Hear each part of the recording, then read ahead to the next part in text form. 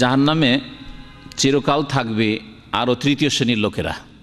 তাদের কথা বলি, যারা কুফরি নেতৃত্ব দিয়েছে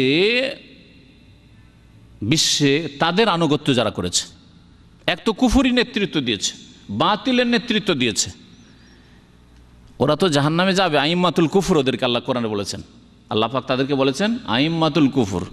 আইম্মা হচ্ছে এমামের জামা, এমাম মসজিদের এমাম হয়, আর রাষ্ট্রের দেশের এমাম শাসক, রাজা বাদশাহী হোক, আর রাষ্ট্রপতি হোক, আর প্রধানমন্ত্রী হোক। আর এক হচ্ছে আইম্মাতুল কুফর, কুফরির এমাম। কুফরির ইমাম যারা কুফরির নেতৃত্ব দিচ্ছে বিশ্বে, সেই কুফরি ধর্মের নামে কুফরি হোক, যেমন কবর মাজার পূজার নেতৃত্ব দিচ্ছে, নাস্তিকতার নেতৃত্ব দিচ্ছে, সেকুলারিজমের নেতৃত্ব দিচ্ছে, ধর্মনিরপেক্ষতার নেতৃত্ব দিচ্ছে, এইরকমই আহলে কোরআন, কোরআন শুধু মানবো, হাদিস মানবো না, এর নেতৃত্ব দিচ্ছে। বাংলাদেশে এরকম দল পাকিস্তান থেকে চলে গেছে পৌঁছে, আহলে কোরআন। যে কোরআন মানি, হাদিস মানি না আমরা, সুতরাং নামাজ পড়বে কী করে? আল্লাহ বলছে আকিমুসসালাহ, কিন্তু নামাজ কত রাকাত? কিছুই নেই। নামাজের রুকু আগে না সেজদা, রুকু এক রুকু না 3 রুকু করবেন এক রাকাতে, 2 সেজদা যে করবেন, কোথায় আছে কোরআনে কারিমে? কোথাও নেই। তাহলে আইম্মাতুল কুফর বহু আছে, কুফরির নেতা অনেক আছে, ধর্মের নামেও আছে আর বিধর্মিতার নামেও আছে, যারা পর্দার বিরুদ্ধে আন্দোলন চালাচ্ছে। কুফরির নেতা, কুফরির নেতা, এইরকম কুফরির নেতা অনেক আছে। আল্লাহ কোরআনে কারীমে বলেছেন কাতিলু আইম্মাতাল কুফর, কুফরির নেতাদের বিরুদ্ধে সংগ্রাম করতে থাকো। ইন্নাহুম লা ঈমান লাহুম, তাদের সাথে কোনো রকমের চুক্তি নেই। এই আইম্মাতুল কুফর যারা কুফরি নেতৃত্ব দিচ্ছে, তাদের যারা আনুগত্য করবে, তাদেরকে মেনে চলবে, তারাও চিরকাল জাহান্নামে থাকবে। কেন এই কাজ করেন? অমুক নেতাকে মানি, আমি মার্ক্সবাদে বিশ্বাসী, আমি মাওবাদে বিশ্বাসী, আমি বস্তুবাদে বিশ্বাসী, আমি সমাজবাদে বিশ্বাসী, আমি জাতীয়তাবাদে বিশ্বাসী, আমি ধর্মনিরপেক্ষতা বিশ্বাসী ইত্যাদি, আমি অমুক তরিকতে বিশ্বাসী। ধর্মের নামে তরিকত, শুধু যদি রাজনৈতিক শব্দগুলি বলা হয় তাহলে ভাববেন যে শুধু রাজনীতিতেই কুফরি আছে আর ধর্মের নামে কুফরি নেই। অমুক তরিকাতে বিশ্বাসী, নবীর তরিকা বিশ্বাসী না, আধ্যাত্মিকতা ওতে নেই। আধ্যাত্মিকতা কোথায় আছে? অমুক তরিকায় যেতে হবে, না হইলে যার পীর নাই তার পীর শয়তান। হ্যাঁ, এই যে কুফরি নেতৃত্ব যারা দিয়েছে, তাদের যারা আনুগত্য করবে, যার পীর নাই তার পীর শয়তান, সুতরাং পীর ধরতে হবে।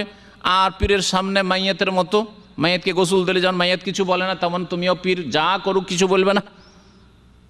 এসব শিক্ষা যে তন্ত্রে দেওয়া হয়েছে, পীরতন্ত্রে, গুরুবাদে দেওয়া হয়েছে, এদের যারা মানবে, অন্ধভাবে মানবে, কোরআন এবং হাদিসের দলিল মানে না, তারা বড়দের কথা মানে, বুজুর্গদের কথা মানে, এরা চিরকাল জাহান্নামে থাকবে। আয়াত শোনেন, সূরা আহজাবের আয়াত নম্বর 66 থেকে 68 আল্লাহ পাক ইরশাদ করেছেন, ইয়াউমা তুকাল্লাবু ওজুহুম ফিন্নার।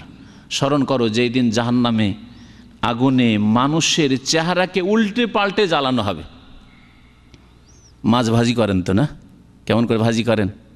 শুধু এক পিঠ, উল্টো পাল্টা, চারিদিকে, 2 দিক দিয়ে হয় না, একবার সাইডে, এই সাইডে, ওই সাইডে, এইভাবে ভাজি করেন স্পেশাল সুন্দর ভাজি করার জন্য, তাই না? তো আল্লাহ পাক রব্বুল আলামিন ওই রকমের জাহান্নামে ভাজি করবেন এইরকম কাফেরদেরকে, যারা কুফরি নেতাদের আনুগত্য করেছে। ইয়াউমা তুকাল্লাবু ওজুহুম ফিন্নার, তাদের চেহারাগুলোকে জাহান্নামে উল্টে পাল্টে জ্বালানো হবে, ভাজি করানো হবে। ইয়াকুলুনা, তখন তারা হায় আফসুস করে বলবে, ইয়া লাইতানা, হায় আফসুস, আতানা আল্লাহ ওয়া আতানা রাসূলা, আল্লাহকে যদি মানতাম আর রসুলকে যদি মানতাম, সুবহানাল্লাহ, আল্লাহকে যদি মানতাম, আল্লাহর দ্বীনকে মানতাম, রসুলের হাদিস যদি মানতাম, আতানা আল্লাহ ওয়া আতানা রাসূল। ওয়াকালু, এবং আরও বলবে, রব্বানা, হে আমাদের রব, ইন্না আতানা সাদাতানা, আমরা আমাদের নেতাদেরকে মেনেছিলাম, আমাদের নেতাদের আনুগত্য করেছিলাম। নেতারা বলেছিল খুন করো, খুন করেছিলাম। নেতারা বলেছিল ভাঙচুর করো, ভাঙচুর করেছিলাম। নেতারা বলেছিল যে গাড়ি জ্বালাও, গাড়ি জ্বালিয়েছিলাম।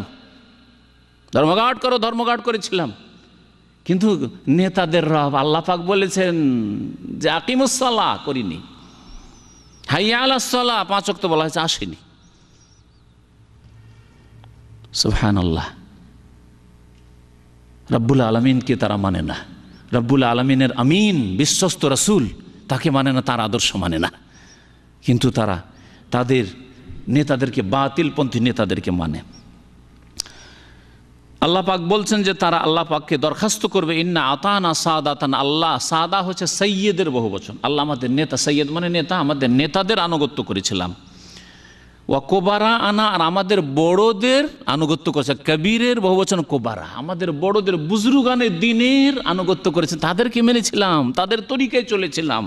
ও কোবারা আনা ফাদাল্লুনা সাবিলা, আমরা তো জানতাম না, আমরা তো মনে করছিলাম যে এটাই ঠিক, কিন্তু তারা আমাদেরকে সঠিক পথ থেকে পথভ্রষ্ট করেছে, গুমরাহ করেছে। আল্লাহ ফাদাল্লুনা সাবিলা, নেতাদের মেনেছিলাম আর বুজরুগানের দিনকে, বড়দেরকে মেনেছিলাম, মুরব্বীদেরকে মেনেছিলাম, আর তারা আমাদেরকে রাস্তা থেকে গুমরাহ করেছে, জান্নাতের রাস্তায় যেতে দেয়নি। আল্লাহ আমরা তো বুঝিনি। ফাদাল্লুনা সাবিলা, সুতরাং তারপরে দরখাস্ত করবে আল্লাহ পাকের কাছে, রব্বানা, 68 নম্বর আয়াতে সূরা আহজাবের, রব্বানা, হে আমাদের রব, আতিহিম যায়ফাইন মিনাল আযাব, আমরাকে যে আযাব দিবে তার দুগুণ ওদেরকে আযাব দাও। আমরাকে আযাব যে দিবে আল্লাহ, এদেরকে যায়ফাইন মিনাল আযাব, দ্বিগুণ আযাব এদেরকে দাও, ডবল আযাব দাও। রব্বানা আতিহিম যায়ফাইন মিনাল আযাব ওয়াল আনহুম লানান কাবীরা, আর আমাদেরকে তুমি রহমত থেকে বঞ্চিত করেছো, এদেরকে বড় লানত করো, বড় ধরনের শাস্তি দাও। লানান কাবীরা, বড় ধরনের লানত করো। ওয়াল আনহুম লানান কাবীরা, সুবহানাল্লাহ।